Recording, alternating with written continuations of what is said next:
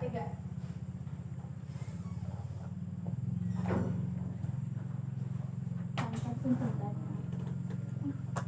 Assalamualaikum warahmatullahi wabarakatuh. Waalaikumsalam warahmatullahi wabarakatuh. Pagi anak-anak. Pagi Bu. Bagaimana kabarnya hari ini? Alhamdulillah baik. Seperti biasa, sebelum pembelajaran dimulai, mari kita berdoa dipimpin oleh Ridya Tidaul Haq. Berdoa, mulai. Berdoa mulai. Selesai. Beri salam. Selamat pagi Bu. Selamat pagi anak halal dan baik. Ada yang tahu makanan yang halal dan baik itu apa? Yang nggak haram Bu. Nah, ada lagi? Oke, baik, kita akan mempelajarinya sekarang ya. Makanan yang halal dan baik adalah makanan yang disyariatkan Islam untuk dikonsumsi dalam sehari-hari. Ada banyak sekali makanan yang dikonsumsi yang dianjurkan oleh Islam dan ciri-cirinya juga. Kita akan membahas pengertiannya terlebih dahulu. Makanan halal dan baik. Makanan yang halal dan baik adalah makanan yang diperoleh untuk dimakan, yang dibolehkan untuk dimakan menurut ketentuan syariat Islam. Ciri-cirinya, pertama, halal karena zatnya. Zatnya itu memang dari awal memang sudah halal. Seperti susu, nasi, telur, dan lain-lain. Itu adalah halal karena zatnya, tidak diharamkan. Itu sudah dari zatnya sudah halal. Yang kedua adalah cara mendapatkannya. Banyak sekali makanan yang kita peroleh untuk dikonsumsi. Itu salah satunya adalah cara mendapatkannya bagaimana. Karena makanan halal yang dikonsumsi harus benar-benar halal ya, dalam dari berbagai sisi, termasuk cara mendapatkannya tidak boleh mencuri ataupun menipu.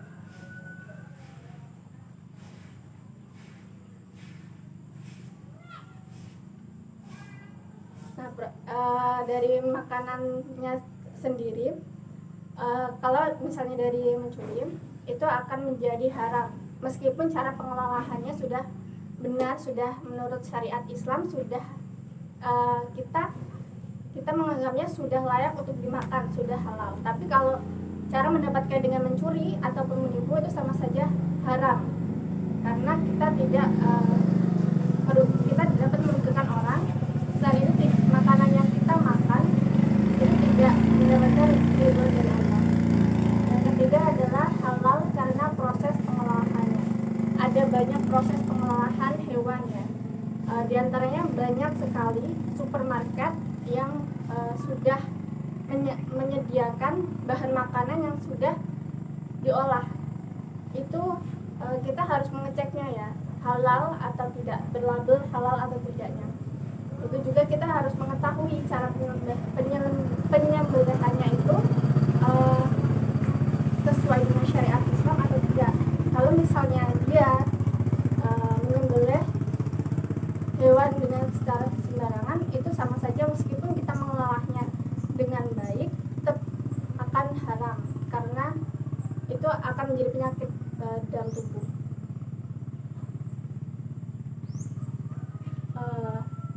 Makanan tadi yang zatnya itu ada banyak ya, selain susu, nasi, telur, seperti ikan yang sudah ada di alam, itu juga sudah halal karena zatnya, termasuk cara pengelolaannya juga. Selanjutnya kita akan bahas tentang manfaat.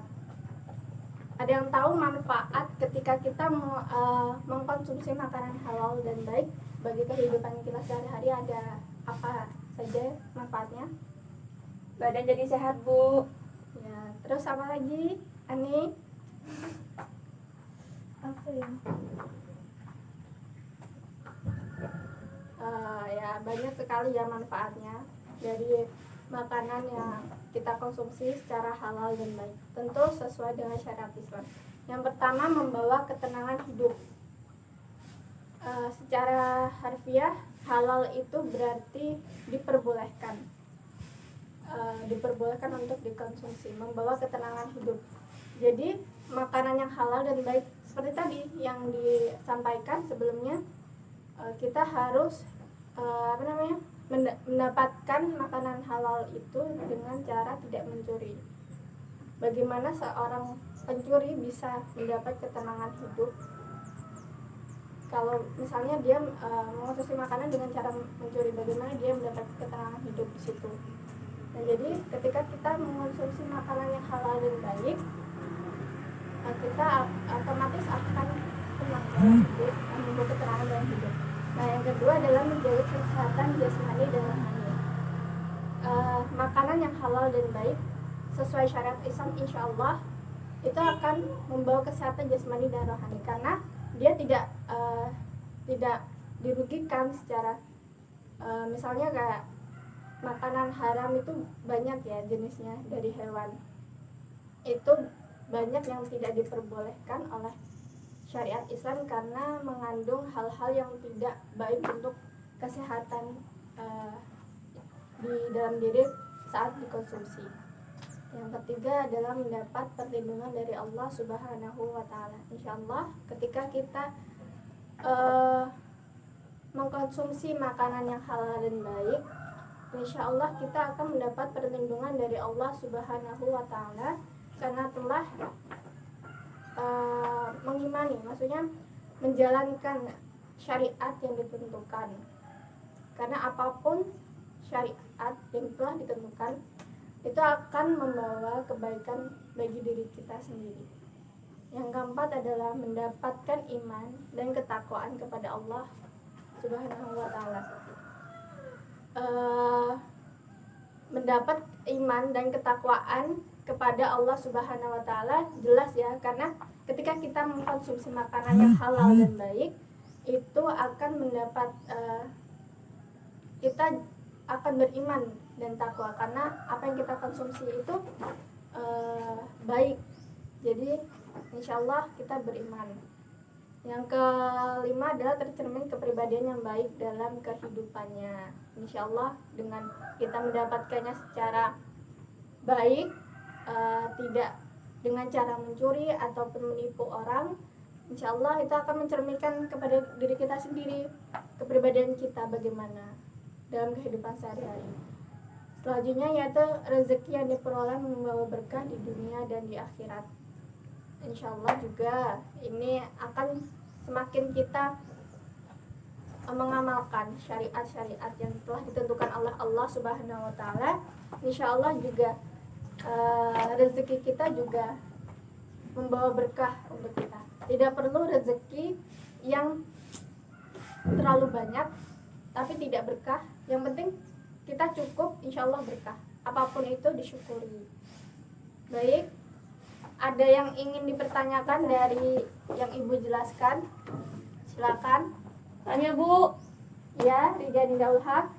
Bu, apa saja yang hewan yang dianggap najis dan haram untuk dikonsumsi Bu?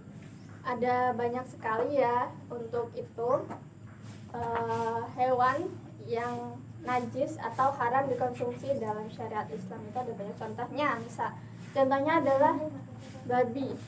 Kenapa babi diharamkan? Karena dia ada yang bertaring, liurnya saja itu juga sudah haram, kulitnya, bulunya sudah haram, apalagi dimakan karena dia di dalam tubuhnya jika diteliti dengan sadar mengandung cacing pita.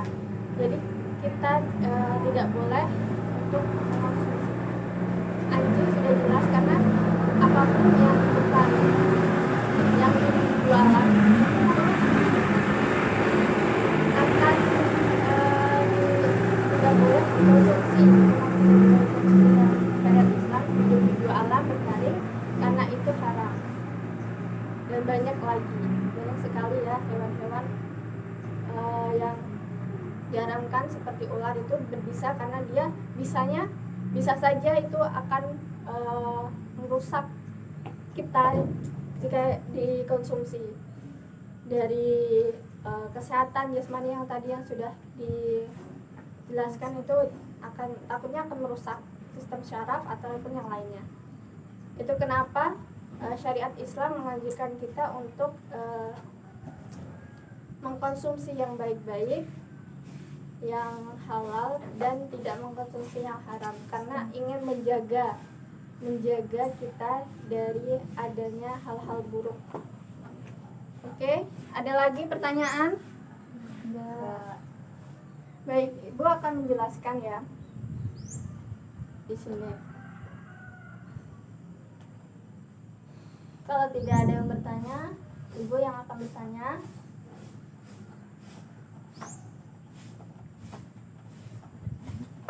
Oke.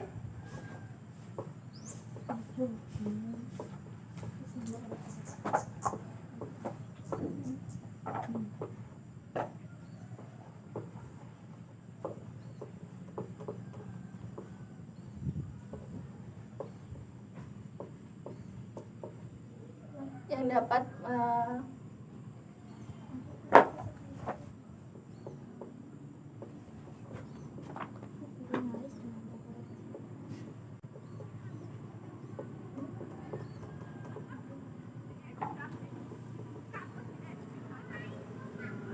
baik, Ibu akan bertanya pada kalian hal apa saja yang dapat merusak kehalalannya dalam mendapatkan sesuatu makanan itu. Oke, dimulai dari Ridiat lebih dahulu, apa saja tadi yang sudah dijelaskan? Cara mendapatkannya, Bu. Ya, cara mendapatkannya yang dapat merusak kehalalannya apa saja? Menipu, Bu. Menipu. Kenapa dia sangat dapat merusak kehalalannya? Kan itu, Bu, kalau makanan dapat dari nipu kan nggak boleh ya, Bu, ya haram, Bu. Ya. Selain itu juga dapat merugikan orang lain, karena kita di dalam Islam itu tidak boleh ya merugikan sesama muslim. Jadi sebisa mungkin malah kita membantu, bukan malah merugikannya. Jadi kita dilarang untuk mencuri. Yang kedua adalah menipu. Menipu sama saja, sama-sama merugikan orang yang telah kita tipu.